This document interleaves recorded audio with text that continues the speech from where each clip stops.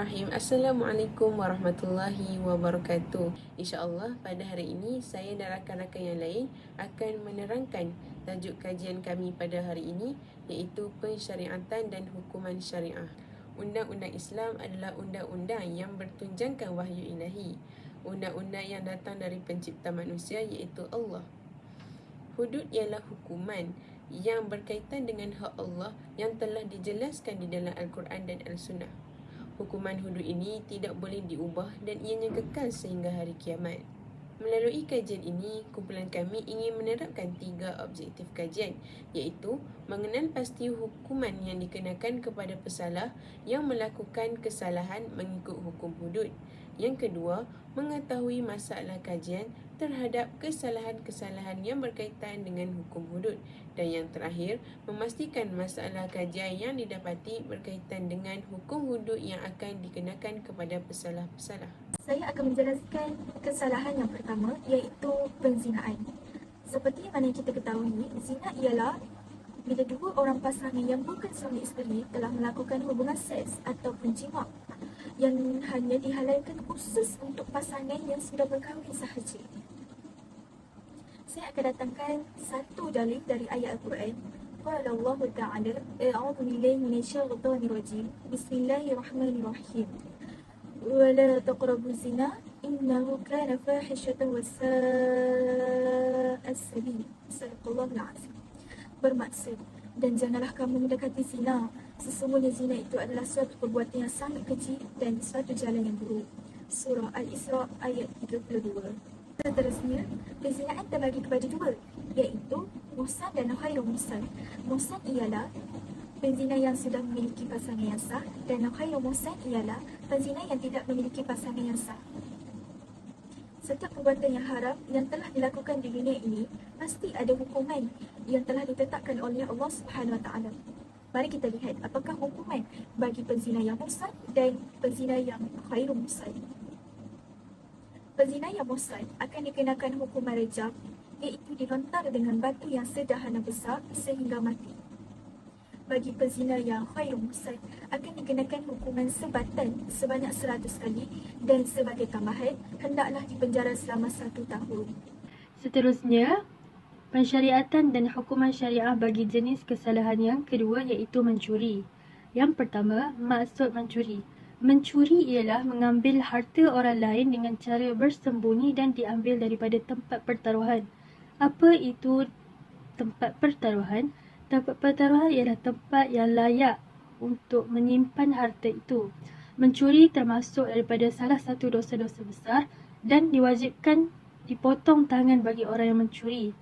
Terdapat dalil Al-Quran yang menyokong hukuman syariah ini dilaksanakan, iaitu di dalam surah Al-Ma'idah ayat 38 yang berbunyi, A'udzubillahi minasyaitonirrajim. والسارق والسارقة فاقطعوا أيديهما جزاء بما كسبا نكالا من الله والله عزيز حكيم.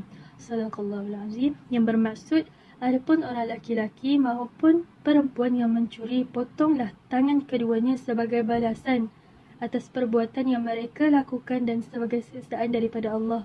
Dan Allah Maha Perkasa, Maha Bijaksana. Hukuman bagi sesiapa yang melakukan kesalahan mencuri ini ialah mencuri kali yang pertama, hendaklah dipotong tangan kanannya. Seterusnya, jika si pencuri masih lagi mencuri buat kali yang kedua, hendaklah dipotong kaki kirinya.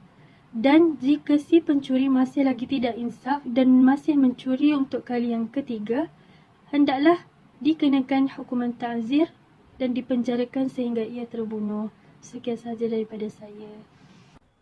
Seterusnya, giliran saya untuk menerangkan tentang hukuman meminum arak dan kesan-kesan mengambil minuman beralkohol. Hukuman meminum arak adalah 40 kali sebatan yang telah dilaksanakan oleh Umar radhiyallahu anhu sebagai ta'zir. Antara kesan mengambil minuman yang beralkohol antaranya iaitu kerosakan otak, kabur penglihatan, sukar untuk bercakap, gangguan pada pernafasan, degupan jantung tidak berkala dan kerosakan pada usus. Sebagai kesimpulannya, jauhilah arak kerana sudah terbukti arak adalah menjadi ibu kepada segala kerosakan kepada individu maupun masyarakat dalam perpecahan dan keruntuhan rumah tangga. Bahkan dalam Islam juga telah mengharamkan pengambilan minuman beralkohol iaitu arak, kerana arak adalah satu maksiat yang wajib ditinggalkan. Seterusnya, kita kesalahan kazab. Macam kita tahu kazab ni dia lain sikit daripada kesalahan syariah yang lain. Kazab ni dari segi bahasa bermaksud melontarkan sesuatu sama ada batu ataupun seumpamanya, manakala daripada segi istilah syarak pula bermaksud melemparkan tuduhan zina kepada seseorang yang baik, lagi suci ataupun menafikan keturunannya. Menurut sepotong ayat ni daripada surah An-Nur ayat yang keempat berbunyi, dan orang-orang yang menuduh perempuan-perempuan yang baik zina dan tidak mendatangkan 4 orang saksi, maka deralah mereka 80 kali dan janganlah terima kesaksian mereka selama-lamanya, dan mereka termasuk orang-orang yang fasik. Daripada ayat ni disebutlah orang yang menuduh seseorang yang baik ni ataupun kazab boleh dikenakan 80 kali sebatan, manakala 40 kali sebatan bagi hamba menurut kebanyakan pendapat ulama. Seterusnya, tambahan sikit berkaitan dengan perspektif hukum syarak berkaitan kazab dalam riwayat.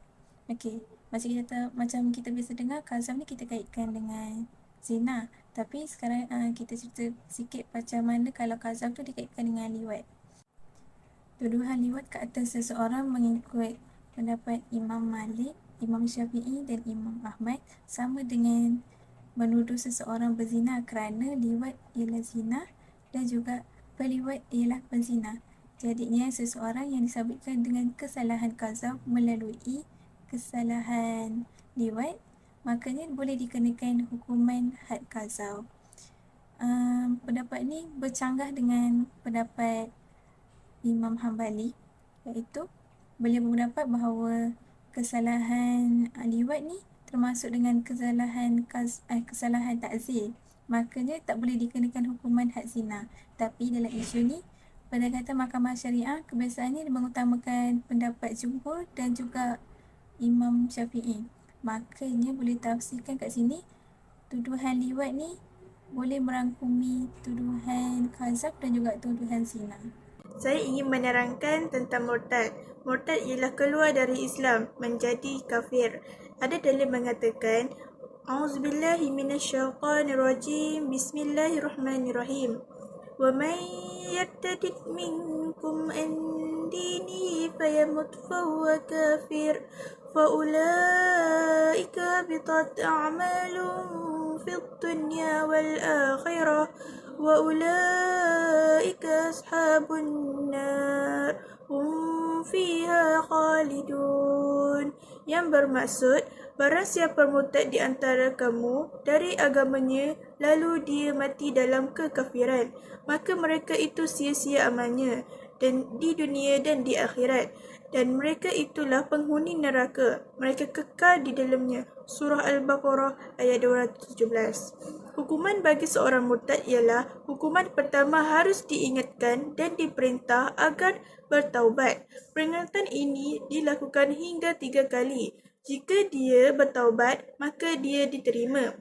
Jika tidak bertaubat setelah 3 kali diberi peringatan, harus dibunuh dan tidak boleh dimandikan atau disolatkan, malah tidak boleh, haram baginya dikuburkan di tanah perkuburan orang-orang Islam.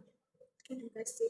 Jadi, semua dah tahu kan apakah tindakan dan hukuman yang akan dikenakan kepada mereka yang melakukan kesalahan di bawah hukuman hudud.